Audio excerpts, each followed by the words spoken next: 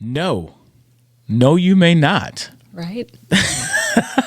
How often do you hear yourself saying that as a teacher? Or before you came up with this? Before I came up with this, way too often. It felt like all I was saying was no. Well, I grew up hearing no a lot because I asked a lot of outrageous stuff. But no. But today we're talking about the power of yes. Exactly. The power of yes.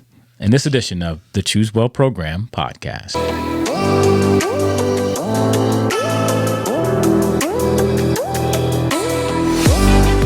Hello, everybody. Mr. Brown here with the Choose Well Program. This is the podcast, and we haven't come up with a fancy subtitle yet, but we're working on it.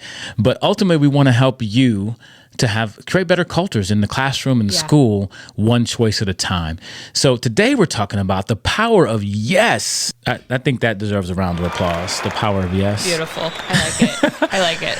Lauren, you came up with this concept, and I think you've applied it in your classroom. And so we're going to talk about the power of yes. Where did this come from, and why are we talking about it? Yeah, so I'll give credit where credit is due. One of my favorite professors in college, Dr. Sarah Johnson, she would say the power of yes, because so often as educators, our immediate answer is no when a student asks us because something. They ask some crazy stuff. All the time. And it's like, I don't have time to deal with all these questions right now. My answer is no, go do what I asked you to do. But she pointed out that sometimes we're severing our student relationships when we just immediately answer with no. And we're blocking them from learning sometimes even. And so the power of yes is just a concept of really hearing the student's question and the heart behind the question before you answer it. It's funny because all three of my kids at some point in their lives have walked up to me and said, "Daddy, we can't do that, can we?" They already knew the answer was no, right. But they still wanted me to know they wanted to do it, but they knew I would say no. Right. So that was my rep. And when my last kid did it, when Evan did it, I'm like, oh, all of them have done this at some point because they know I'm the harder parent. Right.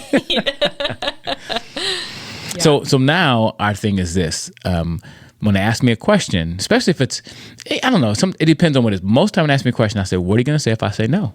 Like last night, they asked me, can we watch Paw Patrol? Can we watch Paw Patrol before we go to bed? I'm like, what are you going to say if I say no? And they say, okay. Nice. So they're prepared to hear a yes or a no. There you go.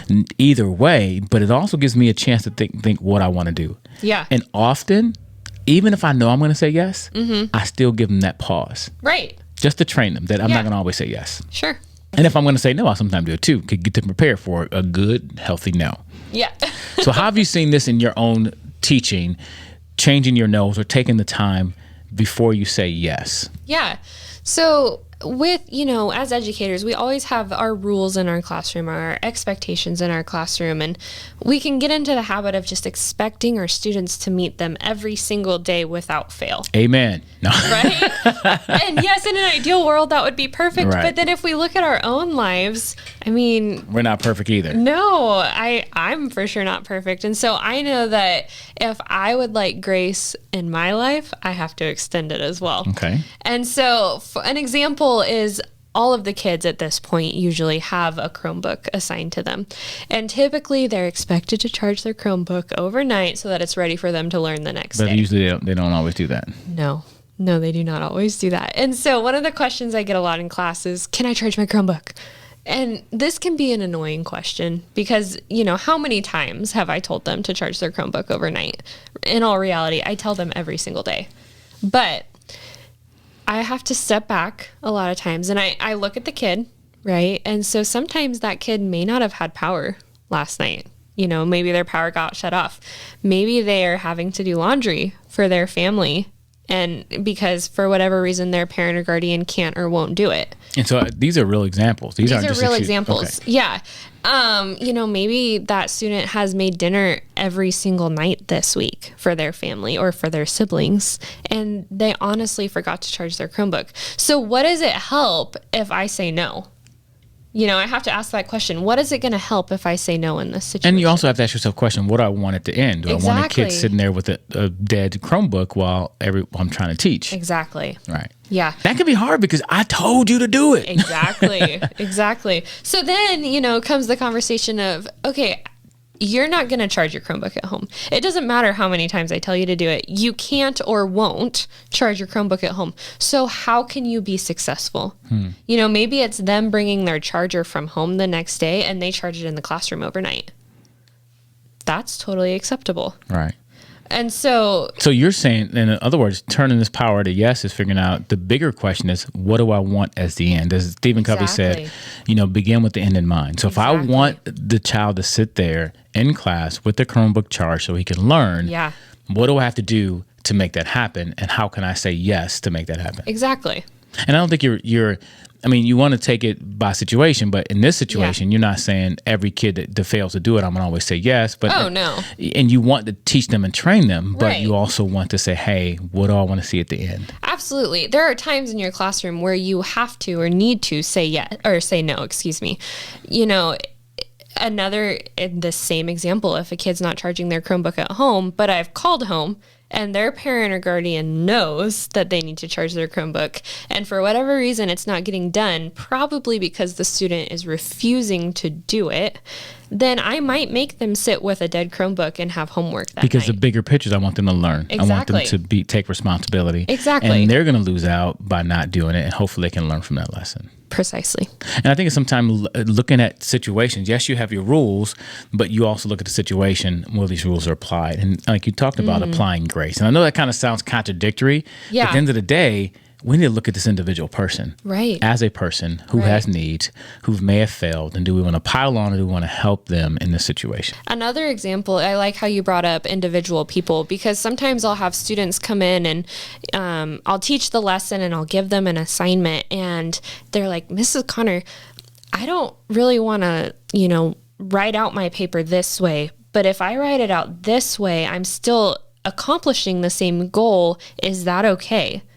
And, you know, it's going to be easier for me to grade if they just do it the way I told them to do, right? I have it set up that way. But I have to take a step back and think, okay, the most brilliant minds in our country don't all think the same way. They don't all think the same way. And they do things differently. That's why they're where they're at. I mean, I wish I was bold enough to ask my teachers that. I know that's a thing that I think that I can give you credit in the classroom, to give your kids a chance to even approach you and ask. That's empowering, to say, hey, this is this way. Can I do it this way? Right. And it's not favoritism, not exception, but I think a little differently. Because if I would have known that, I'd have said, hey, teacher, instead of doing a written assignment, can I do an oral presentation for the whole class? Right. Can I just speak? Can I just present? You know what I mean? Because I was wired differently. Sure. And not to say that I would never have to learn how to write. I do need to learn how to write. Right. But in this situation, they're still writing, but saying, can I do it this way?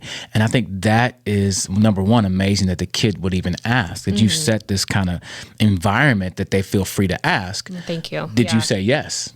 I did. Okay. I did say yes, because they weren't asking for less work and they weren't asking to get out of work, or, you know, they weren't trying to avoid the assignment. It truly made sense to them to do things their way.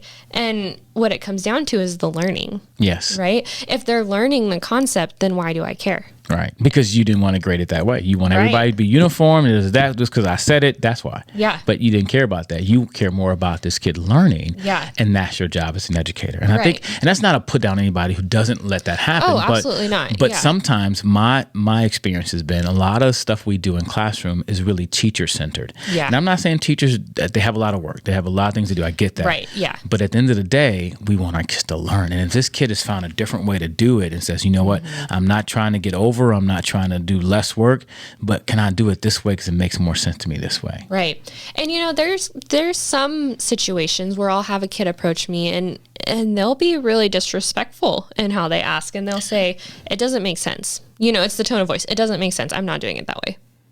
Yes, you are. Right? I'm not going to just bend. What happened to that introvert? Right, I know. It's, you know, so it depends on the situation and each kid. And, but if they do come at me that way and I say, no, you're going to do it how I asked you to do it this time, but next time maybe try this. Right. And right. so, try a different approach. Yeah. And next time, most of the time they do come over and they're like, hey, I really want to try it this way. Can I do it that way? And then it's like, okay, yes, you can. But, you know, it does depend. Was there a turning point for you? I know your teacher said this, your professor said Yeah. this to you. Is there a turning point in your classroom you saw, like, okay, I need to stop saying no so much? Or There was, you know, I was saying no a lot, and the kids were turned off by it, you know, and the goal is not to be the favorite teacher, and the goal is not to make the kids like you. And we all know that as educators, the goal is to teach them. But I was noticing that when I said no so often, the interest in learning also went down. And so I started trying to be strategic in when I said no. Obviously, if a kid walks up to me and they say, Mrs. Connor, I want to jump over the desk. No, you're not going to go jump over the desk. why would you want to jump over the desk? Does that Right. make sense? Yeah. Yeah, like if it's dangerous, if it's something they're obviously not supposed to do, I'm going to say no. But if it's, hey, Mrs. Connor, I would really like to work with a partner so that I understand this better, and they can vocalize that to me, not just, I want to work with my friend, Right. then I need to consider that as an option. Let's give this a try. If it's going to Yeah. help you learn, let's give it a try. And Exactly. now, if you playing me, if y'all don't come back, there's going to be consequences for, you know. So, Exactly. yeah. So that's where I kind of saw, I was like, you know what, I'm going to try it. I got tired of saying no. I got tired of the kids just being turned off at school. And so I thought, you know what, I'm going to really evaluate my no's. And if some of them can be yeses, we'll see where we can go from there. And it makes the classroom a safe, enjoyable place to be. Okay. So, last question. Can I have $1,000? No. The power of yes, I know. just figured we'd go for it. But in all seriousness, I think that's a great concept to think about. And I think it's something you should weigh in your classroom with Yeah. your environment, your culture, because every culture is different. But I Absolutely. think it's something we can evaluate. As we talked about before in the previous podcast, I think it's something teachers should do, all of us should do every day, is reflect. Yeah. Reflect on our day, reflect on our culture, and are there things we can do? And even the power of yes can really be the power of connection. Yes. The power of the power of empowerment to students, but figuring out what are things we can say yes to that are reasonable, that may not be as comfortable, but it can help connect with students and also connect with help them further education. Yep. The power of yes.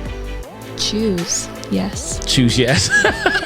No, I still like choose well, but it's a choice. The power of yes is a choice, and when you make better choices, you will live a better life. So choose well, Oh, yeah. and you can say yes sometime too.